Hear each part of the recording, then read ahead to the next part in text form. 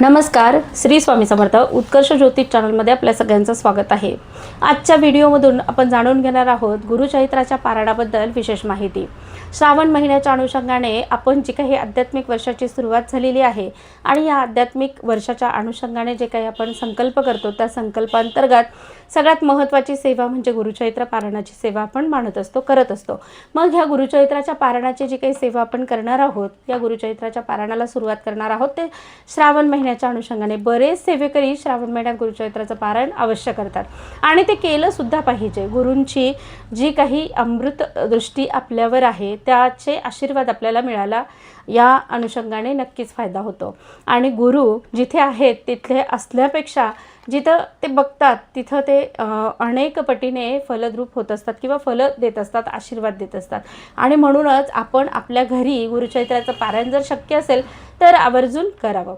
मग हे गुरुचैत्राचं पारायण केल्याने याची फलप्राप्ती काय मिळणार आहे, तर गुरुचैत्राचं पारायण केल्यामुळे तुम्हाला तुमच्या जीवनात ज्या काही अडीअडचणी असतील, ज्या काही तुमच्या जीवनात दुःख असेल, दैन्य असेल, दारिद्र्य असेल, तुमच्या पूर्वसंचिताच्या माध्यमातून आलेले जे काही दुःख आलेले आहेत तुमच्या वाट्याला, त्या सगळ्याचा परिहार करण्यासाठी गुरुचैत्राचं पारायण केलं जातं। त्याचबरोबर तुम्हाला संतती सुखात काही अडचणी असतील, कोणाला संतती नसेल, कोणी संतती सुखापासून वंचित असेल किंवा मग कोणाला संतती आहे मात्र ती सुसंतती नाही आहे, तर त्यासाठी सुद्धा गुरुचैत्राचं पारायण उत्तम प्रकारे फायदेशीर ठरू शकतात। त्याचबरोबर गुरुचैत्राच्या पारायणाची सगळ्यात महत्त्वाची फलश्रुती अशी सुद्धा मानण्यात येते की जर तुमच्या जीवनात तुम्हाला पितृदोषाने तुम्ही पीडित असाल, तुमच्या पत्रिकेत पितृदोष असेल, तर त्यासाठी सुद्धा तुम्हाला गुरुचैत्राचं पारायण अतिशय उत्तम मानलं जातं।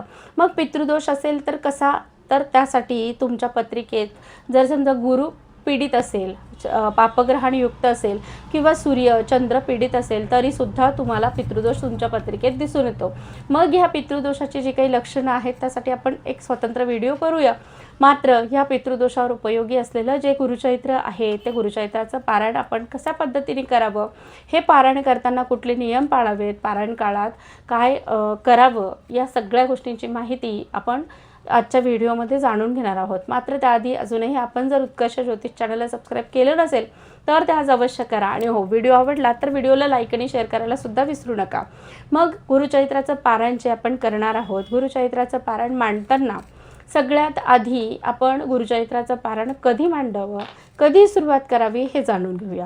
गुरुचैत्राच्या ग्रंथाची जे काही निर्माते आहेत, गुरुचैत्र ग्रंथात ज्यांच्या लीलांचं वर्णन केलेलं आहे ते प्रामुख्याने नृसिंह सरस्वती आहेत। या नृसिंह सरस्वतींचा जन्म कारंजा गावी झाला आणि त्यांचं सगळं कर्मभूमी जी आहे ती गाणगापूर आहे आणि गाणगापूरला त्यांनी लोकांची प्रश्न सोडवली, त्यांचे दुःख, दैन्य, दारिद्र्य किंवा बाधा दूर करण्याचं काम केलं। मग ह्या नृसिंह सरस्वती यांचा निजानंद गमनाचा जो काही दिवस आहे तो आहे शुक्रवार आणि म्हणूनच गुरुचैत्राचं पारायण करताना त्याची समाप्ती शुक्रवारी यावी या पद्धतीने गुरुचैत्राचं पारायण मांडावं।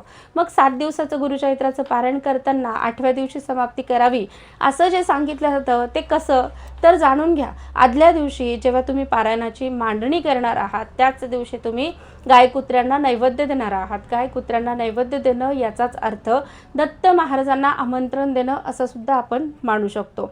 दत्त महाराजांना आमंत्रण देताना आपण नैवेद्य द्यावा, त्यासोबतच सेवा केंद्रात किंवा दत्त मंदिरात एक नारळ, खडीसाखर, अगरबत्तीचा पुडा घेऊन जावा। त्या ठिकाणी गेल्यानंतर दत्त महाराजांना किंवा स्वामी महाराजांना विनंती करावी की महाराज, आम्ही अशा वेळेत तुमच्या चरित्राचं गायन वाचन करणार आहोत, आपण अवश्य त्या ठिकाणी उपस्थित राहा। त्यानंतर तुम्ही हे अर्पण केल्यानंतर तुम्ही मनोमन तुमची मनोकामना सांगून पारायण फलश्रुती निर्विघ्नपणे मिळावी यासाठी आणि आपलं पारायणसुद्धा निर्विघ्नपणे पार पाडावं यासाठी प्रार्थना करून घरी यावं। त्यानंतर ग्रंथ मांडावा। ग्रंथ मांडण्यासाठी एकच जागा निश्चित करावी, त्या जागेवरून ग्रंथ हलवायचा नाही आहे। बसण्यासाठी आसन तुमचं तेच असावं, जागा तीच असावी, हे शास्त्रसंमत आहे। त्यानंतर शुक्रवारी तुमची समाप्ती यावी असं वाटत असेल तर शनिवारी वाचनाला सुरुवात केली तरी सुद्धा चालेल। याचाच अर्थ शुक्रवारी गायकुत्रांना नैवेद्य द्यावा, शनिवारी सकाळी तुम्हाला जर पहाटे वाचन करणं शक्य असेल तर पहाटे वाचलेलं अतिशय उत्तम आहे। त्यावेळेस ब्रह्ममुहूर्तावर जर वाचन करायला जमलं तर खूप छान. पण जर एखाद्या व्यक्तीला कामानिमित्त जमत नसेल तर त्या व्यक्तीने दिवसभरात वाचू शकतात. या ग्रंथाच्या पहिल्या पेजवर नियम दिलेले आहेत. त्या नियमाअंतर्गत आपल्याला सगळ्यात आधी वाचन केव्हा करावं याचा नियमसुद्धा दिलेला आहे. तर त्या नियमांमध्ये दिलेल्या वाचनाच्या वेळेत तुम्ही सकाळी पहाटे 4 वाजेनंतर संध्याकाळी 4 वाजेपर्यंत वाचन करू शकतात. मात्र दुपारी 12 ते 12:30 ही जी काही वेळ आहे ती दत्त महाराजांच्या भिक्षेची वेळ असल्यामुळे तेवढ्या कालावधीमध्ये तुम्ही गुरुचरित्राचं वाचन पूर्णपणे बंद करावं. अशा पद्धतीने तुम्ही गुरुचरित्राचं वाचन करणार आहात. मग आता गुरुचरित्र वाचन करताना सगळ्यात आधी स्वामी महाराजांची एक माळ करावी किंवा स्वामी स्तवन वाचावं. श्री स्वामी समर्थ मंत्राची एक माळ करावी. दुसरं गायत्री मंत्राची एक माळ करावी आणि त्यानंतर अथर्वशीर्षाचं पठण करावं व अध्यायाच्या वाचनाला सुरुवात करावी. मग पहिल्या दिवशी किती अध्याय वाचन करावे तर पहिल्या दिवशी 1 ते 9 अध्यायांचं वाचन करावं. दुसऱ्या दिवशी 10 ते 21 अध्यायांचं वाचन करावं. तिसऱ्या दिवशी 22 ते 29 अध्यायांचं वाचन करावं. चौथ्या दिवशी 30 ते 35 अध्यायांचं वाचन करावं. 5व्या दिवशी 36, 37, 38 अशा 3 अध्यायांचं वाचन करावं. 6व्या दिवशी 39 ते 43 अध्यायांचं वाचन करावं आणि 7व्या दिवशी म्हणजे शुक्रवारी 44 पासून अवतरणिकेपर्यंत संपूर्ण वाचन पूर्ण करावं. अशा पद्धतीने वाचन पूर्ण केल्यानंतर आरती करावी. 10:30 पूर्वी साधारणपणे आपलं वाचन पूर्ण व्हावं आणि पारायणाची सांगता 10:30च्या आरती करून आपण करावी. त्यापूर्वी नैवेद्यसुद्धा महाराजांना द्यावा. नैवेद्यात त्यांना आवडणाऱ्या ज्या काही तुम्हाला यथाशक्ती शक्य असेल त्या पदार्थांचा समावेश करावा. नैवेद्य करावा. महाराजांना नैवेद्य दाखवून ग्रंथाला नैवेद्य दाखवावा. आपल्या कुलदेवीला नैवेद्य दाखवावा आणि आरती करून पारायणाची सांगता समाप्ती करावी. अशा पद्धतीने हे पारायण करावा. आता पारायणासाठी नियम कुठले पाळले जावेत तर पारायण काळामध्ये सगळ्यात महत्त्वाचा नियम सांगितला जातो तो म्हणजे अन्नाचा. मग आपल्याला कुठलं अन्न घ्यायचं आहे तर या पारायण काळामध्ये सात्विक अन्न ग्रहण करावं. जसं अन्न आपल्या पोटात जाणार आहे तसाच आपला पिंडसुद्धा निर्माण होणार आहे, तसेच आपले विचारसुद्धा निर्माण होणार आहेत. म्हणून या पारायण काळात मिळणाऱ्या ग्रंथाच्या वाचनातून जी काही आपल्याला सकारात्मकता मिळणार आहे ती सकारात्मकता अंगी बाणावी यासाठी आपल्याला सात्विक अन्न ग्रहण करायचं आहे. मग सात्विक अन्न कुठलं आहे? एकवर्णी धान्य खावं असं जे म्हटलं जातं तर एकवर्णी धान्य अन्न कोणतं तर एकवर्णी अन्न म्हणजे सात्विक अन्नात ज्याचा समावेश होतो ते म्हणजे एकधान्य खावं. त्या एकधान्यात समावेश आहे तो म्हणजे गहू आणि गव्हापासून बनवलेले पदार्थ. त्यानंतर भाज्या खाताना तुम्ही कुठल्याही प्रकारच्या पालेभाज्या खाऊ शकतात. जे अन्न तुम्हाला बाधणार नाही, तुमची तब्येत खराब करणार नाही, पित्त प्रवृत्ती तुमच्या शरीरात वाढणार नाही असं अन्न तुम्ही ग्रहण करू शकतात. मग त्यात दूध फळांचा सुद्धा समावेश होऊ शकतो. त्यानंतर तुम्हाला जर उपवास असेल तर तुम्ही शेंगदाणे, साबुदाणे किंवा भगरसुद्धा खाऊ शकतात. या पद्धतीने आपलं अन्न असावं. फक्त पित्त प्रवृत्ती वाढून आपलं चित्त विचलित होऊ नये या पद्धतीचं अन्न आपण ग्रहण करावं.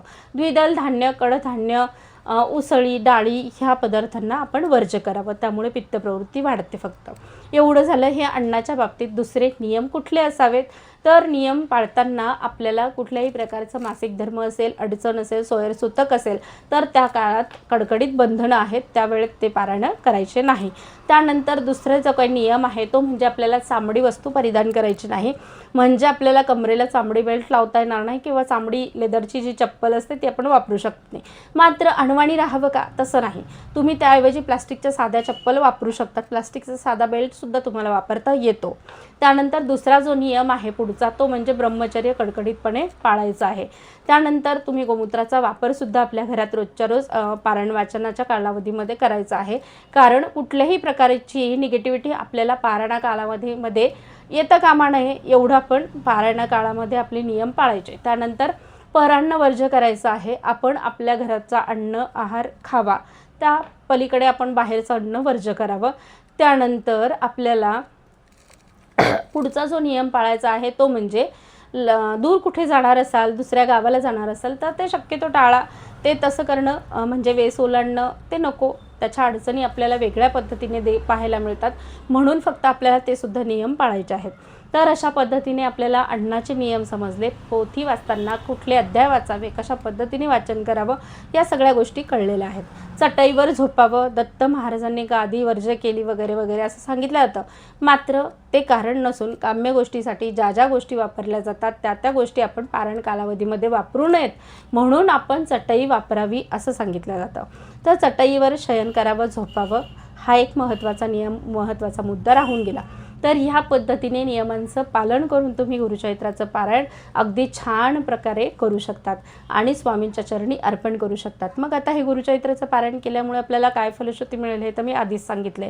तर अशा पद्धतीने गुरुचरित्राचं पारायण करावं. ह्या सगळ्या सांगितलेल्या गोष्टी आपण व्यवस्थितपणे पालन करून जर गुरुचरित्राचं पारायण केलं तर त्याचं फलश्रुती आपल्याला नक्कीच मिळाल्याशिवाय राहणार नाही. मात्र तरीही अजूनही काही आपल्याला शंका असल्या तर आपण कमेंट बॉक्समध्ये विचारू शकतात. तर त्या शंकांचं निरसनसुद्धा आपल्याला केलं जाईल. अजून कुठल्या सेवा आपल्याला करायला आवडतील, कुठल्या सेवा आपल्याला जाणून घ्यायच्या आहेत, या सगळ्या गोष्टींची सुद्धा माहिती तुम्ही कमेंट बॉक्समध्ये विचारू शकतात. येणाऱ्या पुढच्या व्हिडिओमध्ये आपण त्याची माहिती चर्चा स्वरूपात करूया.